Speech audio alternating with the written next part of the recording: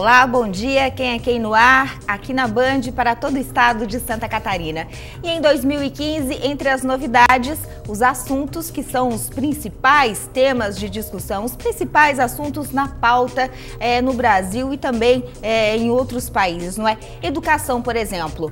Educação é um tema que é discutido no Brasil e mundo afora, logicamente. Mas o nosso país vem enfrentando sérias dificuldades com a educação, principalmente no ensino básico. O ensino público em geral e o ensino privado também passa por alguns desafios.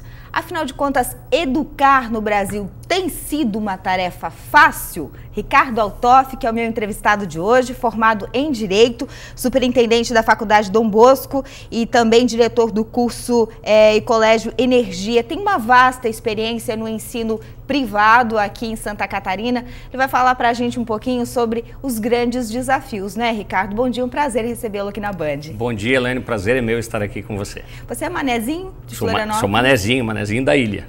Há quanto tempo você trabalha com educação, Ricardo? Eu trabalho com educação, Elaine, desde 1996. Né? Nós iniciamos com um curso pré-vestibular e depois foi galgando degraus, foi indo para colégio, foi indo para dentro da esfera do colégio ensino fundamental, ensino médio, faculdade, hoje ensino à distância também. Então já estamos uma longa data. 18 para 19 anos. Verdade, né? Verdade. O que mudou nesses 18 anos, na tua opinião, Ricardo? A educação no Brasil vem avançando ou você acha que estagnou? Mudou muita coisa, Elaine. Na questão, principalmente da parte das tecnologias educacionais. Né? As tecnologias educacionais elas vieram para modificar. Logicamente, a gente sabe que existe um grande abismo entre o ensino público e o ensino privado. Isso existe muitas diferenciações. Mas hoje existem escolas públicas, falando de Brasil, com tablets, né? Os professores sendo trabalhado com a tecnologia e, logicamente, no ensino privado, isso está muito mais avançado. E quais são as dificuldades? Mesmo estando mais avançado, eu acredito que ainda existem algumas dificuldades aí, não é? Qual é a principal do ensino privado? Porque é muito fácil apontar as dificuldades ou os desafios do ensino público. Já já a gente vai traçar um paralelo aí sobre os dois pontos. Mas o ensino privado, qual é a grande dificuldade ou as dificuldades? Dentro desse assunto, tecnologia educacional, uma das grandes dificuldades é, às vezes, a restrição de um determinado professor quanto à utilização de uma lousa eletrônica, não é uma lousa digital, a questão do próprio uso do tablet em sala de aula. Então, às vezes, existe um paralelo, uma discussão entre as pessoas que são contra e as pessoas que são a favor. Pois é, mas existe uma lei aí regulamentando, não é, essa nova lousa, enfim, mas esse é o principal desafio, você acha? A questão da lousa apenas? Não, generalizando, né, a questão toda da tecnologia educacional propriamente dita. Eu acho que isso seria um grande diferencial tanto para o privado quanto para o público. Né? Mas essa questão, né, no cerne, as dificuldades são várias. Né? Então, entrando até essa questão de tecnologia, a questão de próprios professores, né? Da questão de treinamento, a questão do material didático ser utilizado, existem vários desafios. Né? Logicamente, existe uma diferenciação muito grande do público para o privado, mas no privado não é muito diferente, existem dificuldades também. Vamos esmiuçar um pouquinho esses pontos que você levantou. Qualificação do professor, por exemplo. Gostaria de saber qual é a sua opinião. É o professor que tem que procurar melhor qualificação ou a unidade de ensino tem que, de alguma forma, também incentivar ou até mesmo em determinadas, vamos aí, uma decisão mais drástica, né? Obrigar o professor a se qualificar? A unidade de ensino ela tem obrigação, né, de chegar para o professor e ver, logicamente tem que ter os dois lados, né, mão dupla, né, a escola ofertar isso, um curso, um treinamento, um seminário, um congresso educacional, mas o professor tem que querer, né, querer participar, querer se aperfeiçoar, tanto em parte de tecnologia quanto na parte de mudar, dar aula. Né? Então isso é um grande diferencial que tem que partir dos dois lados. Alguns grupos escolares privados, eles ofertam isso ao professor, tanto 100% ou 50%, né? Mas são coisas que tem que partir dos dois lados. A escola, o grupo, o sistema de ensino ofertar ao seu professor e o professor também querer estar ali, querer mudar, né? E como é que é na instituição privada? O professor busca essa qualificação ou não? Busca. Existe um percentual hoje, né, dentro da unidade escolar, em torno de 70% a 80% de professores querendo se aperfeiçoar. Existe uma leva, né, muito grande de professores muito interessados, com sites de diversas matérias. Um professor de história nosso, ele tem um site Inventando História, né? E é um site muito acessado, outro de biologia também, com os assuntos de biologia, onde os alunos interagem, né? Então isso fora de sala de aula, logicamente. Então por isso que a gente acredita, né, que a tecnologia fora, pós-sala de aula, seja uma das grandes soluções, né? Porque hoje a gurizada, os adolescentes... Tá difícil manter a atenção desse público, exatamente, né? Então o que acontece? Eles estão na internet, vamos dizer assim, 24 horas, né? E pegando esse lado do bem, esse lado do estudo, né? É algo que deve ser encaminhado também. Então, usar a internet para estudar. É um desafio e tanto aí, não é? Tanto para quem dirige a escola, e tanto pública quanto privada, quanto para o professor também. Porque não é só a atualização do conteúdo por parte do professor, mas também de uma nova maneira de dar aula, uma nova maneira de passar o conteúdo para o aluno de uma forma que ele aprenda e também não fique entediado, né? Porque como você falou, tudo hoje está online, internet, agilidade, e os alunos não desgrudam do celular. E isso me leva até uma próxima pergunta. Recentemente a gente já viu em várias reportagens aí Brasil afora, municípios, né, proibindo o uso do celular em sala de aula para as instituições públicas, mas a privada tem a certa autonomia e existem escolas privadas, aí sim, eu pelo menos já vi duas Brasil afora, que proibiram internamente dentro da unidade escolar o uso do celular. Qual a sua opinião sobre isso, Ricardo? Hoje, o celular é uma ferramenta de segurança, né? Hoje, todo mundo que está sem o celular se sente, né, meio nu, né, sem alguma coisa, e com isso a gente deixa, né, dentro da nossa instituição o uso do celular desligado, logicamente nos períodos de aulas, né? Para os alunos também? Para os alunos também. Eles podem adentrar a escola com o celular, mas dentro do período das aulas, o celular tem que se manter desligado. Isso é interessante, né? Mesmo que queira atualizar o conteúdo pela internet, a escola dá as ferramentas. Não pode usar o celular. A turma aceita bem ou tem aquele que reclama? Não, sempre tem um que reclama, né? Mas existe uma aceitação que é uma questão de bom senso, né? Hoje a gente vai a um cinema, a um teatro, o celular também está desligado, né? E o professor está ministrando uma aula, apesar de ser, ou às vezes numa lousa, ou às vezes na lousa digital, ele vai repassar este conteúdo posteriormente ao aluno via digitalizado. Então seria de forma diferenciada. As redes sociais também acabam sendo grandes aliadas aí na educação hoje Brasil afora. De que forma o professor e a escola pode aliar toda essa tecnologia e também esse momento em que os alunos ficam plugados nas redes sociais fora da sala de aula? Será que tem como aproveitar o conteúdo online fora da sala de aula? O professor Ricardo explica pra gente depois do intervalo. Um instante só.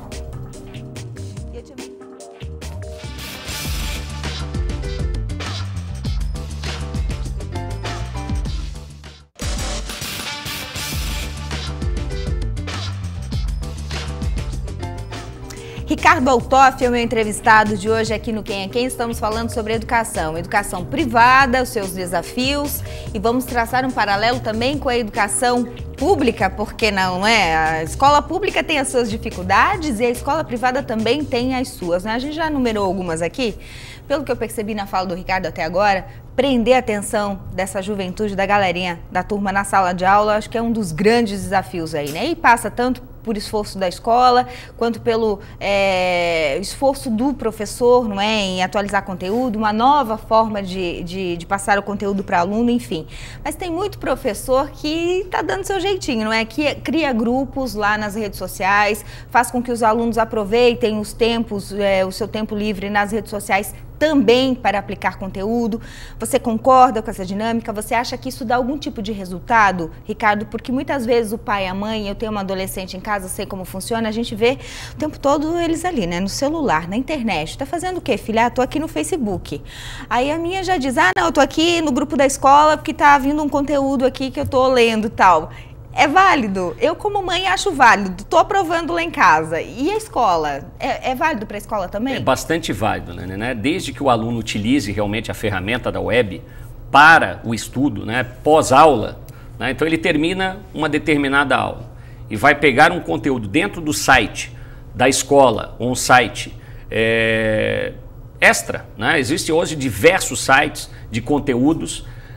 O exemplo, um deles é o Brasil Escola, que hoje tem mais de 2,5 milhões de acessos, né, de curtidas no Facebook e de diversos alunos de todo o Brasil e exterior, né? Os alunos que falam língua portuguesa, aí pegamos Portugal, Angola, ali pegam que eles vão fazer a prova do Enem no exterior. Então é algo muito interessante e hoje em dia o estudo pós-aula é muito importante, porque o aluno tem que ser melhor que o outro, né? Hoje nós vivemos num mundo de competição e isso diz as vagas do Enem, as vagas do vestibular da Universidade Federal de Santa Catarina, da UDESC, enfim, né?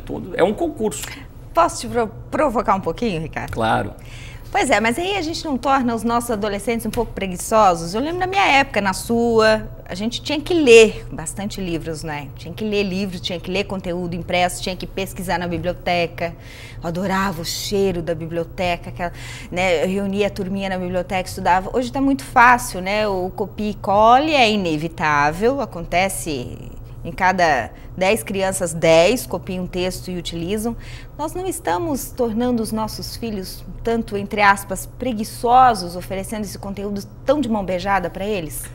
A biblioteca, né, hoje em dia, ela existe, né, só que ela mudou. Né? É online? É online, ela é uma biblioteca virtual, né, tanto com os livros didáticos ou paradidáticos. Essa questão, né, que é uma questão do copia e cola, que infelizmente a gente vê em até graduação, exatamente, na parte da monografia em finais de curso, onde existem hoje até pessoas especializadas identificarem, né, se aquela copiado. Se é copiado, se foi ou se não é, né, enfim, né, então é algo que é um mercado que existe, né, e tem que ser combatido, logicamente. Bom, tanto que ultimamente a grande discussão aí no setor de educação tem sido o último Enem. Inevitavelmente o Enem sempre acaba sendo o assunto do momento no início do ano, né? Final de um ano para o outro, desde que ele foi institucionalizado. No último Enem, Ricardo, 529 mil pessoas ou candidatos zeraram na prova de redação. E aí começou o debate, a discussão, e especialistas estão dizendo que isso se deve à falta de leitura do brasileiro, dos alunos, dos nossos jovens. E aí, o que fazer para reverter isso tudo? Porque aí nem conteúdo online, nem a biblioteca online está dando conta dessa turma aqui, né? É muita gente zerando em redação. Lene, é um número muito elevado, né?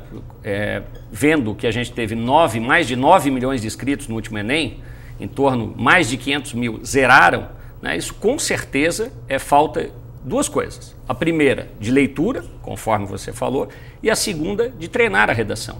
Né? Hoje em dia, os alunos fazem redação, esquecem a pontuação, esquecem o título, né? Então, um treinamento, hoje um aluno fazendo uma redação por semana, com certeza ele não vai zerar numa prova do Enem ou de um vestibular de uma determinada universidade do país, porque ele está treinando e, logicamente, ele está lendo, né? E leitura, a gente diz... É básico. É básico, né? A gente diz que leitura não é a leitura do gibi, mas sim uma leitura de uma revista, uma leitura de um livro paradidático. Por quê? Porque hoje em dia, voltando à tecnologia, mas a tecnologia das redes sociais, às vezes no WhatsApp, os adolescentes, as crianças estão utilizando sinais, símbolos, né? Palavras que... às vezes ninguém entende, abreviadas, e depois não sabe como é que eu escrevo essa determinada palavra, né? Então falta realmente um treinamento. Como é que a escola lida com isso? Eu estava assistindo as reportagens no final de ano, e o pessoal se preparando para o Enem, depois os vestibulares e tal, e todas as emissoras de TV, inclusive nós aqui na Band, fizemos reportagens mostrando, né, as aulas finais dos cursinhos. E eu achei engraçado, e seria cômico se não fosse trágico, né, fazendo aqui uma brincadeira, uma alusão, mas curso para ensinar o pessoal a traduzir a linguagem das redes sociais. E ainda ter que o professor falar para o aluno assim, ó, você não pode escrever desse jeito lá na prova da faculdade, na Universidade Federal ou do Enem e tal. Eu acho que falta também um pouquinho de senso aí dos nossos adolescentes, não? Sem dúvida, né? Isso é... Com o dia a dia escrevendo, né, vão esquecer, logicamente, que é o básico, né, que é escrever de uma maneira correta, né, no português, que não necessariamente precisa ser um português coloquial. Mas nosso português está ficando pobre, né, Ricardo? Muito pobre, muito pobre. Agora deixa eu te provocar de novo. E aí eu vou provocar você enquanto professor, enquanto gestor de unidade de ensino e provocar o pai e a mãe em casa. Essa estrutura de juventude que nós estamos criando hoje, que não é de todo mal, mas existem algumas falhas que precisam ser corrigidas sim, e a família precisa prestar mais atenção. Eu penso, e eu sempre digo isso, que eu vejo muitas famílias transferindo a responsabilidade de educar para a escola. Mas também tem a parte do pai e da mãe lá em casa que também precisa ser vista, né? E precisa ser provocada, né, Ricardo? O papel de educar, de formar cidadão, não é só da escola e do professor, não, né? Do pai e da mãe primeiro. Com certeza, né? É uma boa colocação essa, porque hoje a escola, a família, é uma tríade, né? Que é a escola, a família e o aluno, né? A família, eu digo pai e mãe, né? Os pais, ou quem está cuidando, o avô, a avó, né? Que hoje também é muito normal. Então, essa tríade vai funcionar se todos estiverem azeitados, entre aspas. Por quê? Porque nós não podemos ter somente um pai deixar o aluno na porta da escola pensando que a escola vai educar o filho ao bel prazer, somente a escola. Ele está ali para aprender e aprender a matéria e aprender princípios também. Só que se a família não fizer a sua parte, no sentido de dar exemplos, né, bons exemplos, logicamente, e de chegar e acompanhar o dia a dia escolar do filho, né, porque muitos deles apenas estudam, né, eles vão para casa, eles não trabalham e vão para a escola. Então, existe um lazer, o pai tem que cobrar, ele tem que verificar. E hoje em dia é muito fácil fazer isso, né? Então, essa tríade, se não andar, ela não vai funcionar. É verdade. Será que o Brasil pode se encaminhar para uma mudança no padrão de ensino? O Ricardo vai responder essa pergunta depois do intervalo, vai responder também sobre o novo slogan aí do governo federal, né? Brasil, Pátria Educadora. Primeiro tem que traduzir esse slogan, né? Ninguém melhor que o Ricardo para traduzir para a gente, e depois também uma análise. Será que o Brasil vai saber colocar em prática esse slogan? Porque o governo geralmente é campeão em colocar slogan que não funciona na prática, né, gente? Intervalo comercial, a gente já volta rapidinho.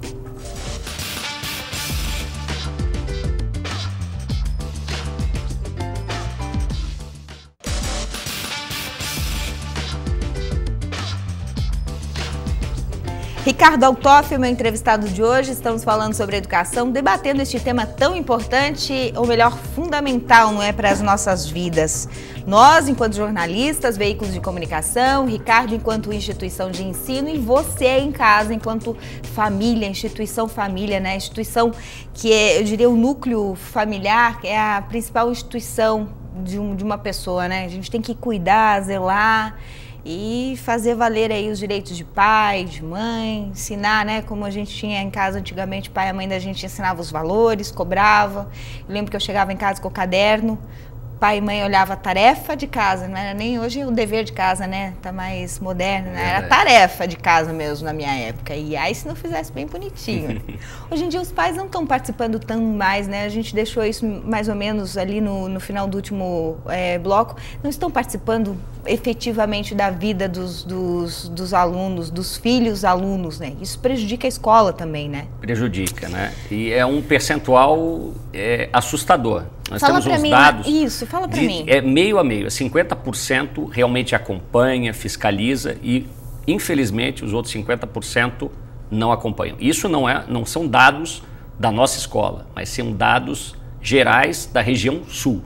Caramba, isso nas instituições privadas? Privadas e públicas também. Públicas, meio a meio? Meio a meio. Infelizmente, é aquilo que a gente falou da tríade, né, anteriormente. Né? Vamos lá, vamos falar aqui sobre duas questões que eu gostaria de tocar com você. Com todas esses desafios que o Brasil tem pela frente, o Brasil tem uma das piores notas mundiais aí no quesito educação, não é? O que precisa mudar efetivamente, Ricardo? Mudança de padrão de ensino, você acha que ajuda ou atrapalha? O que você acha que precisa acontecer efetivamente, além disso que a gente já conversou, para que o Brasil comece a ter uma educação efetivamente boa, de verdade? Precisa ter uma linha, né, um padrão de início, término e fim, ou seja, um cronograma. Ou seja, né, a presidente Dilma, né, ela iniciou o governo, o seu primeiro mandato, agora iniciou o segundo e já mudou, né, a questão do ministro da Educação. Então é muito complicado, dentro de um próprio governo, um partido, não ter uma linha de raciocínio, né? Então eu estava lendo uma entrevista ontem do senador Cristóvão Buarque, e ele indo nesse mesmo direcionamento, né? A partir do momento que a gente ficar de 4 em 4 anos mudando, né? Falando em turno integral, ou em turno único, ou da questão de tecnologias, e não ter realmente, propriamente dito, um ementário que vai iniciar e vai ter uma programação até um determinado ano, né? De metas, vai continuar, infelizmente, sem um direcionamento positivo para a educação no Brasil.